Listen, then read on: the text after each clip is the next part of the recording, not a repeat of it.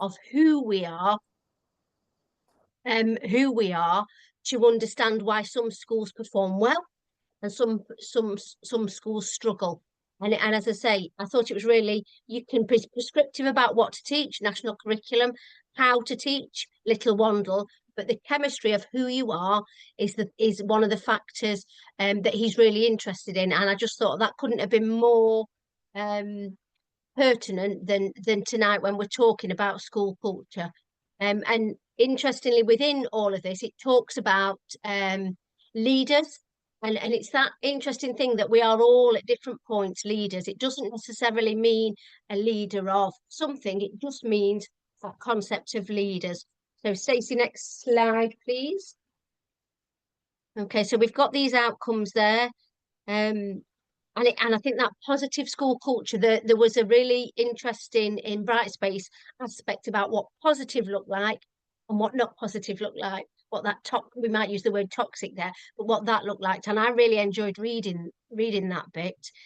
I like the fact that we're going to rehearse strategies, and it might feel a bit difficult in terms of a bit, false, but actually sometimes practicing what you're going to say and how you're going to tackle things helps you with that. Okay, it's a difficult conversation. There's a book called Eat the Frog, and it's about making sure we do the difficult things. So some of that might feel difficult, but actually that as a leader is one of the difficult things, and one of the important things to do. And then it talks about that, the language to model, articulate and rehearse for school cultural conversations and practice. So we've got a lovely image here. So visible leaders, detailed expectation, clarity of culture, high staff support, all students matter. I'd change that to all staff matter, all families matter. Consistent practices. Consistency is such a key aspect of school life. Engagement, that attention to detail. So David Carter talks about the thing that you walk past is the thing that you accept. And I think that's a really interesting thing. If you walk past some children misbehaving, you've basically said to them, I'll accept that. If you walk past coats on the floor in a cloakroom, you've said to the children, it doesn't matter. So there's a quote there about the key task of school leaders is to create a culture usefully defined as the way we do things. Like I said to you, Sir Kevin Collins was saying, it's that chemistry, and it is understood and subscribed to by the whole school community. And this is where we can sometimes as leaders come up with challenges with family, with children who are not there, but where we see high performing schools, it's this bit. And the DFE are going to talk a lot over the next couple of years about belonging. It's a driver for them, that children feel that sense of belonging. So as a leader, and as I say, a reminder that it doesn't mean head teacher. It doesn't mean deputy head or assistant head. It means everybody is a leader of either your phase, your subject, your class, and the fact that we model and that shared culture is really important.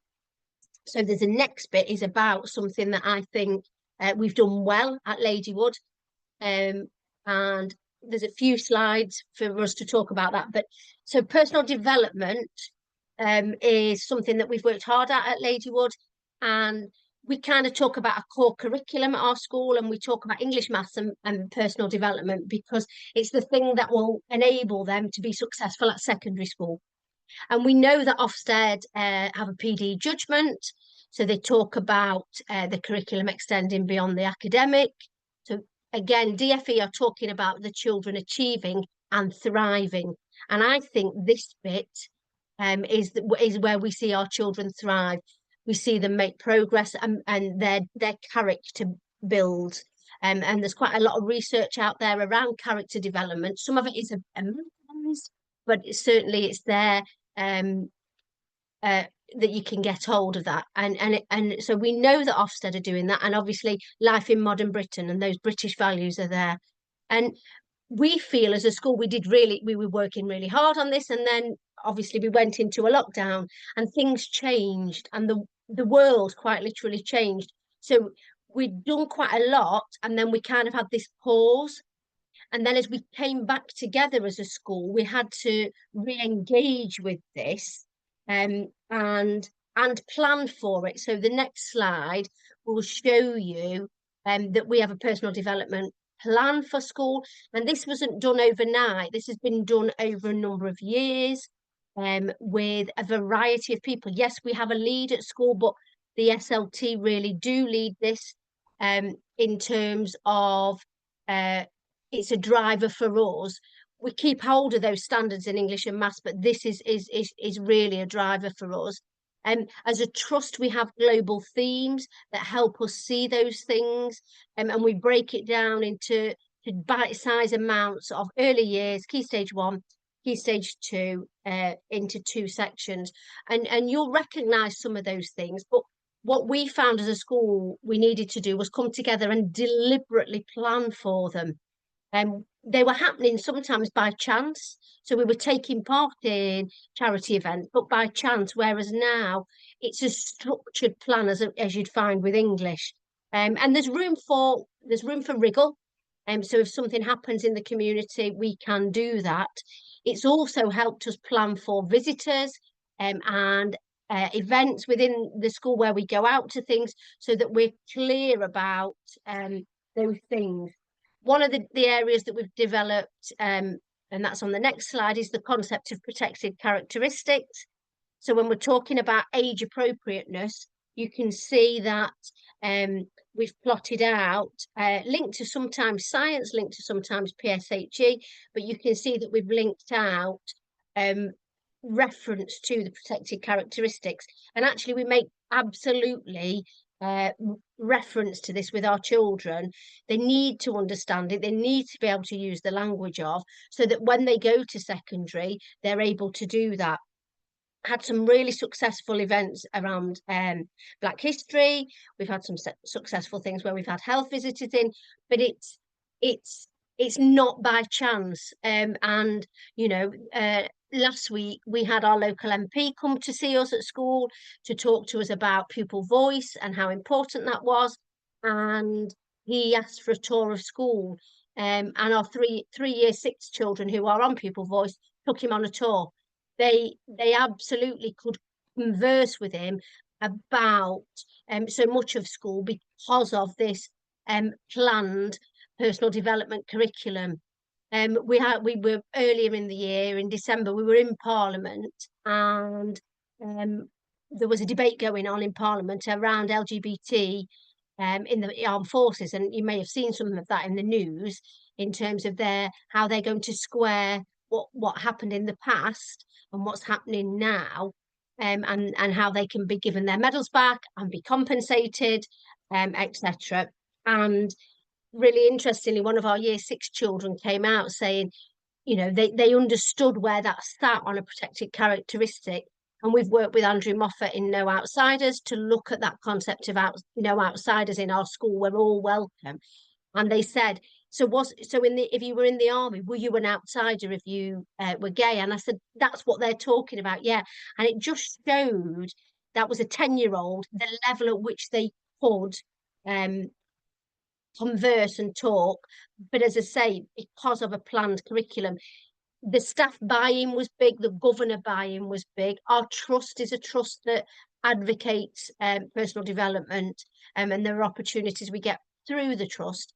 Our parents have been involved in this because, particularly if you're talking about protected characteristics, our families, you know, would want to know those things, and so they have been as involved. We were Ofsteded in 2023, and they said, and that's the next slide, Stacey, thank you. Passionate about the pupils flourishing, the school supports pupils' mental health and well-being, and then they also said that we're at the heart of the community and we're warm and welcoming. So they recognise that, but then also gave us an of personal development. So the next slide, and these slides, is some of the things that we've used. So Ladywood Primary School, No Outsiders, we use Jigsaw, we use the Derbyshire Smilers, and then we're also engaging with the Empathy Lab. But I think that gives you hopefully an example of the longevity of sometimes of change, the culture that is needed for that. So although SLT are passionately involved, it's somebody else leading that, and they come to the meetings. I've mentioned stakeholders from trust to governors, to parents, to our children. Our children are absolutely involved in this. So hopefully that gives you a flavour of a culture shift and how we got there. I don't know if we want to just pause if there's anybody wants to ask anything there.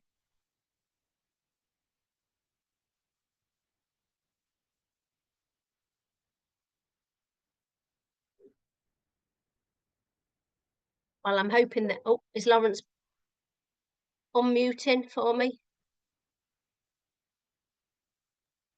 You There you picked go, Lawrence. technology. There we go. Is there What anything you you wanted to particularly ask? what you've just said there is pretty much everything that I've just been put in charge in our school. So we've just signed up for Smilers, and we've actually Yeah, got Andrew coming to our school on Tuesday.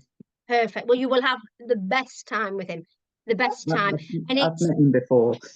yeah, if you can get as many staff as possible to see him in action, because it changes. I'm just going to shut the door because my dog's coming. I've got a very clever dog who can open a door. I do apologise. Um, he changes the language and the narrative, and he enabled some of our support staff to see that you could talk about the difficult things that maybe you'd kind of talked about in the shadows, front and with pride. And it was, you know, the moment where a child referred to it in Parliament, I was just blown away by that, and I thought, this is lasting. And I've just sat in an assembly this afternoon on prevent, and a child put their hand up and talked openly about Black History Month and various things, and I just thought it really fitting, because it's planned and it's precise. Yeah. Yeah. So good luck with that, Lawrence. Good luck with that. Anybody Not else?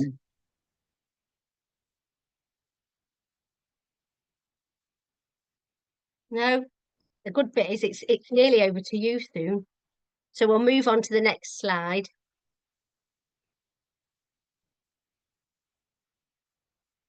So you'll have seen this, yeah? The formative assessment task and your words have power. I think it's really, really powerful. And obviously you'll have hopefully looked at the blog and found those 3 responses and completed that, because we're going to make reference to that in a little while. So hopefully you've got your prepared notes there, and we'll move over. And then these are the 3 scenarios that were given. And it's really interesting, I think, when you look at these 3 scenarios. So easily could be said, couldn't it? So easily could be said in different schools. You know, when you're looking at that, and actually not walking by when you know you've heard things like that, or you know, I think we've all probably worked in schools where things like that have been said by different stakeholders at different times. And so, you know, this is just a reminder that what the 3 scenarios are. And as I say, you might have somebody in mind, you might have a previous school in mind where you've heard some of those things. But what we're going to do is do something called deliberate practice. And we were going to do it in 3s, Stacey. I'm wondering about doing it in 2s, and then we can go to 2 breakout rooms. Is that okay? And I know they'll have to listen. We'll have to just, we were going to do it as triads, but I think it'll lend itself better if you go as 2s. So we'll talk about what deliberate practice is. So it's a type of practice that's purposeful and systematic, requires focused attention, and the challenge of deliberate practice is to remain focused. And it's actually really hard. So the reason you were going to do it as a 3, one was going to talk, one was going to respond, and one was going to notice. But I think if we do it as a 2, it will still work. But it's about staying focused on that. It's interesting about pushing beyond your comfort zone. And there's a book that you can get called Eat That Frog, which is about doing it, you know, not avoiding it. Often, the thing that we think about, if we think about it too much, it becomes bigger. I've done some coaching with an organisation called Pure Potentia, and they talk about the chattery teeth. So often when we're thinking about a discussion with someone, we can hear the chattery teeth too much, and actually 9 times out of 10, it's never what you think it is. And people go, oh, goodness me, I didn't know. Or, it's that. It's just making sure we are thinking about the response to. And as I say, it's about translating that. So if we move to the next slide. So we're going to do groups of 2. Okay, we'll have a leader of teaching, a member of staff from the scenario, and observer. So you just won't have the observer. And I think that'll be the best way of you getting. And what we're going to ask you to do is spend 5 minutes on each scenario, and a couple of minutes to review, and have a go at it. So you've got 3 scenarios, and take it in turns. One being the teacher who's, and the other person who's responding to. And as I say, it talks about the leader of teaching, and it sounds clunky, but that's the reference that's used in this programme. And I just want you to be clear about that. So then if we move, is that clear that you're going to practice what you would respond with your scenario? And then a few reminders on the next slide. So listen and have genuine dialogue. It's a collaborative approach. There might be something that if Lucy and Lawrence are together, that Lucy says and Lawrence says, well, I wouldn't have said it that way. That's the dialogue, because that's that that deliberate practice. Be objective and base decisions on evidence. So when you look at the scenarios, they are things that have been said. So somebody can't say, well, they can say I didn't mean it, but they can't say I didn't say it. And be aware of your own emotions. I know this can be tricky for me. As a child of the 70s, gender inequality bothers me greatly. And I can be triggered by that before it's even happened. And so I have to be really conscious of myself when tackling that with the children. And sometimes I ask, for example, the teacher to deal with it because I know that I will be emotive. Sometimes that's useful, sometimes it's not. But it's being aware of yourself and your own triggers, and being honest and accountable about what you're doing. So we're going to go to breakout rooms in a minute. And you're going to spend, a good 15 to 20 minutes in the breakout room. It'll be slightly shorter because there's not the 3 of you. So we'll aim, Stacey, for sort of 20 minutes maximum. Perfect. And we'll have 2 breakout rooms, and you'll go through scenarios, 1, 2, and 3, and take it in turns to perhaps read what you've written, and then be able to respond to that. Is that okay? Is everybody happy with what the instruction is? And then just to say at the end, we will be asking you to give us feedback of how it felt, what you talked about, what you challenged on, etc. So we'll send you to your rooms now, if that's okay, and let you have a go at deliberate practice. Thing. Thank you. Lucy and Lawrence, you do you want to give us so now is the chance to say what it felt like, which scenario you were most interested in, where where your narrative went. So Lucy and Lawrence, you want to have a go? If Lucy, your mic's on, so go first for us. We were talking a lot about scenario 2 and behaviour. As I know, especially within our school, we were saying about in Chaucer, where we have just completely adapted. We don't have a behaviour policy. We have a relationships policy. So it's ensuring that the language is there, that you know the children, and if the learning's not there, if the learning's not right for the needs of the children, you're going to have that poor behaviour, because obviously it escalates through. So it was just ensuring, and Lawrence agreed as well, he's been working within that in the school, that setting those high expectations by all, ensuring that adaptations are in place, ensuring that all have got that right to learn. Yeah, so Lucy, behaviour is too much of an issue. The leadership team have got to sort it out first. What's your response to that? What was some of the things you wrote down? So I put that it's not getting, the behaviour will come when the learning is right. So ensuring that that learning is in place but it's ensuring that everyone has got that right to learn and the ability to learn. So making sure that planning is correct for all needs, that the adaptations are in place, but also having that high expectation that if children aren't following our rules and guidelines, then yes, they will be like using the positive language of respectful sitting, respectful listening, and going that way, but then also ensuring that everyone will be included. And if it's not working, why is it not? And Okay. then And that's so in how place. did, when you, in terms of and your narrative to it, how did you feel about that deliberate practice of challenging somebody on that? I think I'd feel uncomfortable to start, but then I feel within myself I'd start flowing into it because we are so passionate in making sure that these children all have that right to learn. And without that right to learn, it affects not just the child that maybe the behaviour is escalating, it will affect the others. Mm. And then say, actually, no, it's not And okay. you know, I think it's really clever in scenario 2. It says colleague, so it could be a midday, it could be a cleaner, it could be a TA, it could be anybody within that. It just says colleagues, it could be somebody in the office. Lawrence, is there anything you wanted to add about how it felt? Do you know the part of the scenario where it says talking about teaching before behaviour first?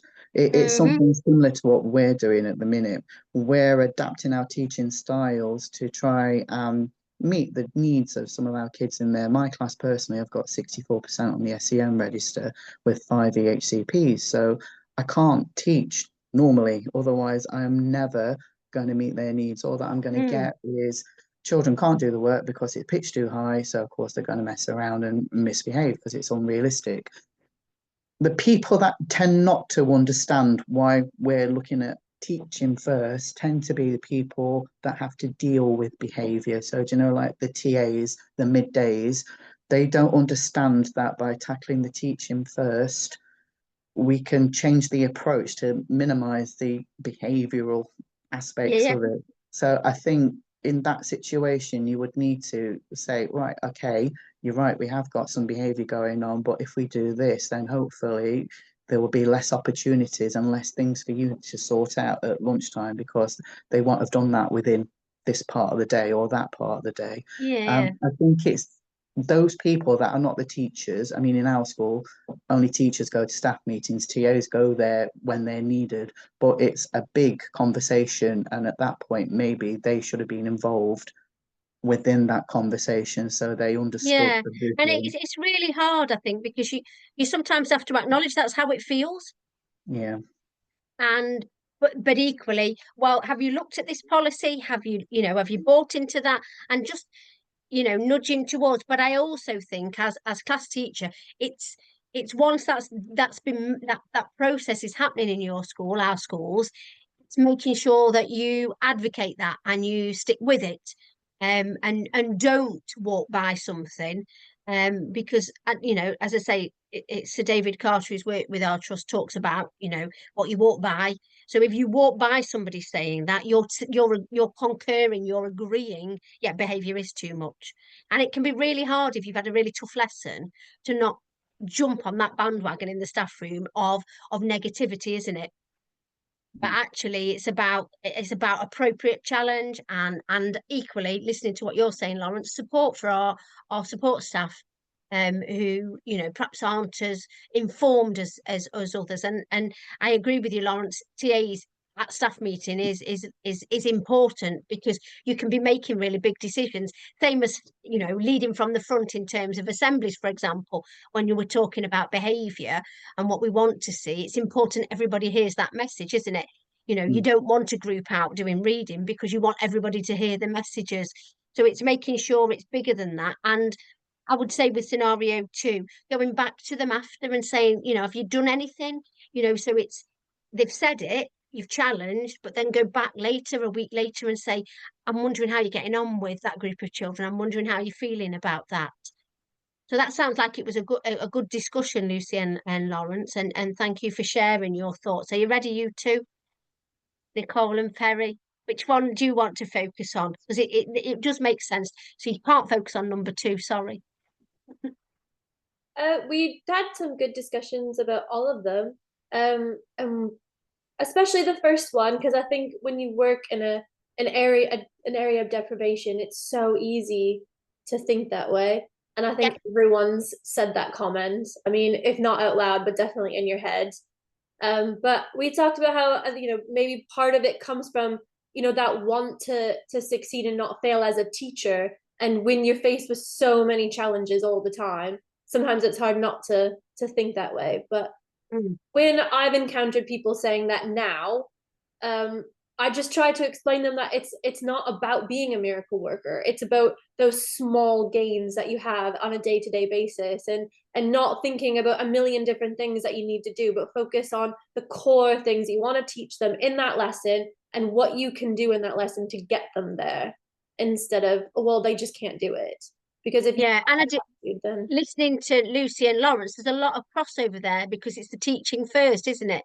Yeah. And if you pitched it right, yes, we want to expose our year 5 to year 5 work, but if they're actually, and I was just talking to Stacey about the fact that a quarter of my year 6, so it fits really nicely, and I promise you there's 44 and 11 of them are still working in Key Stage 1. Well, of course their books look different. Of course they do, because I would be challenging a teacher. They're not low ability, they're making good progress, but that's where they're at, and we are moving them forward step by step. But you could so easily hear that said about this class, this group of children, and actually, some of them are the best artists, some of them are the kindest people, their characters are brilliant. It's also about how we're measuring our children, and I think that challenge of making sure I'm going to think of a little boy in my year 6 class. He's the fastest runner, and he'll have his moment to shine on sports day. He finds learning in the classroom really tricky, but he doesn't, he can fly around a running track. And it's finding, I think, different ways of sharing ability in that sense. Perry, I don't know if there's anything you wanted to jump in there. Yeah, I mean, I think like we said, it was kind of just the fact that it's the teaching, but I suppose also having a good relationship with your children, knowing your children as well, knowing the likes and things that you can help, and not going in with the expectation of they're not going to be able to do this, kind of going in and saying we can do it, but how can I alter or change it so it suits every child, so they're still achieving the same and it thing. comes back to things you'll have covered in terms of that concept of adaptive teaching. How can we make it right for them? And we're not looking for square pegs in round holes. We're looking for them to have their own place. So that's really good. Did anybody have any thoughts on scenario 3, or did you not look at that one just as we're talking? I actually thought the blog really changed scenario 3 for me, because like reading it, because Perry and I both said like our names were sometimes changed, whether it's an email or like I always get Nicola, but as an adult sometimes you just go, oh, I could care less now. But I thought it was really interesting reading the blog and then going back to scenario 3 and actually thinking of it from that point of view, and how a lot of children probably do just go, oh, well, it's okay, you can just call me this, but how maybe we shouldn't be doing that. I mean, we should just go, no, teach me how to say your name properly. And taking that time. There's a beautiful children's book called Say My Name, and it is about the power of your name. And it's the thing that is like your thumbprint, isn't it? Your name. It's yours, and it's the one that was given to you, and we should be respectful for that. And having worked, I worked in Derby City for a while, in Arboretum Primary, and predominantly Pakistani Muslim school, and the children would, if it was a teacher that didn't know them, for example, a supply, they knew to correct and say, no, that's not how you say my name. I would like you to say it this way. This is how my family say it. And they did it in a non-confrontational way. But that right to be who you are. And again, it goes back to that kind of what I started with the personal development curriculum at the school I work at. It's really important that children can stand on their feet, put their shoulders back and go, this is me. And I think naming people is really important. And so it's important we work at that. But yeah, you're right to go back to that blog and think about that.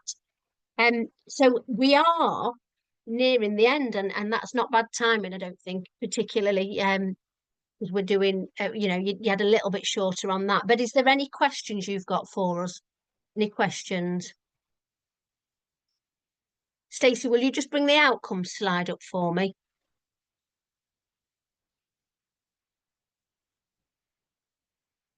There we go. Thank you.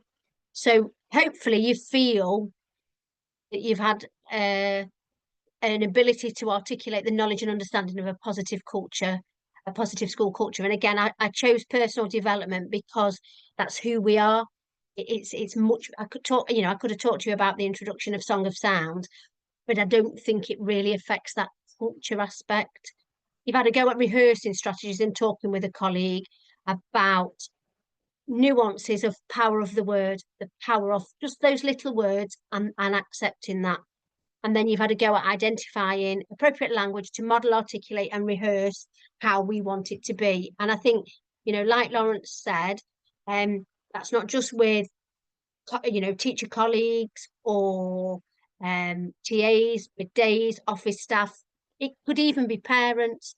You know, we don't say that at our school, and that's not language we use in our school. And so making sure you've got that deliberate practice around the culture of your school, and wherever you're leading at the moment, you know, buying into what the school culture is like at your school is really important. So hopefully you feel that you've been able to do that. And then when we're looking at the post-seminar reflection that you'll do, it's asking you these things. How confident are you that all members of your school community share the same high expectations for all pupils? And Lawrence has given a really good example. So what is the next steps to develop and enhance your school culture, and what recommendations would you make to senior leaders at your school to improve and further embed that positive culture of school? So hopefully they're things you've got things to talk about and document. And it is really important to get that, you know, it forms part of the engagement metrics. So it's really important that you get it down. And so then it's lastly to say thank you for being with us for the past hour. I've put my email up there. You know where it is. I know we've set up a WhatsApp group, but if you want to be part of that and you're not already, let Stacey have the number and she'll forward it to me.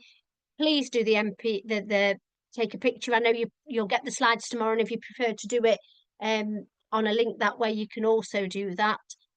So lastly, just to say, is there anything any of you want to ask or say? And we're finishing with 1 minute to go, so I'd call that good timing. I'll pop the link in the chat now for the Yeah. feedback if you So prefer. and Stacey will be in touch about the next module, which is a strange one to already